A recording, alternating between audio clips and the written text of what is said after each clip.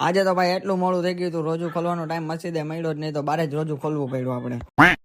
તો hello guys, હું છું તમારો માહિર સંજાત ને આપણા નવા વ્લોગમાં તમારું સ્વાગત કરી છે. તો સવાર પડી ગઈ છે ભાઈ ને તમને ખબર છે આપણે સવારમાં એક જ ડ્યુટી હોય તો નીકળીએ આપણે શોરૂમે જવા માટે. રાતે શોરૂમે ગરાગી જાજી હોવાના કારણે મોડું થઈ ગયું હતું, તો સવારમાં સૌથી પહેલા નીકળી ગયા આપણે શોરૂમ માટે માલ લેવા. અહીંયાથી આપણે થોડીક વસ્તુ લઈને વયા ગયા નીતિન ભાવ પાસે. નીતિન ભાવ દિવસે ને દિવસે ભાવ વધારતા જાય છે, આગળ શું પરિસ્થિતિ થાય કઈ ખબર નથી. પછી ફાઇનલી પહોંચી ગયા આપણે શોરૂમ, અને શોરૂમે આજે તો આપણી પાસે સવારમાં આવી ગયા હતા ચોકલેટની દુનિયાના બાદશાહ. પોતે બોલે છે કરું પણ વેચે છે ચોકલેટ. હજી આવી ગયા હતા આપણી પાસે પાણી વાળા. હજી તો ઉનાળાની શરૂઆત છે, ત્યાં પાણીમાં કરવા માંડ્યા દાંડિયા. તો રમજાન છે, નકર તો તૈસા મારી નાખે. પછી આવી ગયા હતા મિત્ર, એની સાથે થોડીક ચર્ચા કરી. ત્યાં શોરૂમ ક્લોઝ કરવાનો સમય થઈ ગયો, તો આપણે નીકળી ગયા ઘર બાજુ જવા. ભારે તડકાના કારણે ફટાફટ આપણે ઘરે પહોંચીને તમારો ભાઈ થઈ ગયો છે ફ્રેશ, હવે શોરૂમે જવા માટે થઈ ગયો છે રેડી. શોરૂમ ઓપન કર્યો, એમ ગ્રાહક આવતા ગયા ને ફટાફટ ટાઈમ જાતો ગયો ને થઈ ગયો સમય ઇફતાર માટે જવા. આપણે નીકળી ગયા મોટા ભાઈ સાથે ઇફતારનો સામાન લેવા માટે. મોટા ભાઈ ઇફતારનો સામાન લેતા હતા, ત્યાં થઈ ગયો ઇફતારનો સમય ઘણો નજીક આવી ગયો હતો, અને લાલસાવાળા મંજુરભાઈના ઘણા આગ્રહથી આપણે તેમની શોપ ઉપર જ રોજુ ખોલી લીધું. અને હાજી સાહેબને તો તમે ઓળખતા જશો, લાલો કે લાલ એક જ હાલે હો ભાઈ. એ બધા સાથે રોજુ ખોલીને આપણે ફટાફટ નીકળી ગયા ઘરે ઇફતારનો સામાન દેવા. ફાઇનલી ઇફતાર માટેનો બધો સામાન લઈને નીકળી ગયા હતા ઘર બાજુ જવા માટે. રસ્તામાં તમારા ભાઈને ઈચ્છા થઈ ગઈ હતી ધરતીનો અમૃત એવો શેરડીનો રસ પીવાની, તો શેરડીનો રસ પીને પછી નીકળી ગયા પાછા આપણે ઘર બાજુ જવા માટે. રોજા ખોલ્યા પછીની તમારા ભાઈની એનર્જી તો ભાઈ કઈક અલગ જ હોય છે. આપણે પહોંચી ગયા હતા શોરૂમ પાસે, આપણે નથી તો શોરૂમ પણ વિરામ પડ્યો છે. પછી ઘરે વ્યવસ્થિત ઇફતારી કરીને આપણે નીકળી ગયા હતા શોરૂમે જવા માટે. શોરૂમે પહોંચતા જ બધા ગ્રાહકો આપણી રાહ જોઈ રહ્યા હતા, તો ફટાફટ બધા ગ્રાહકને પાન આપ્યા. ત્યાં સમય થઈ ગયો શોરૂમ ક્લોઝ કરવાનો, તો આપણે શોરૂમ ક્લોઝ કરીને નીકળી ગયા ઘર બાજુ જવા માટે. ઘરે પહોંચીને બેસી ગયા સીધા જમવા માટે. નાવો હતો આપણો આજનો કઈક દિવસ. તો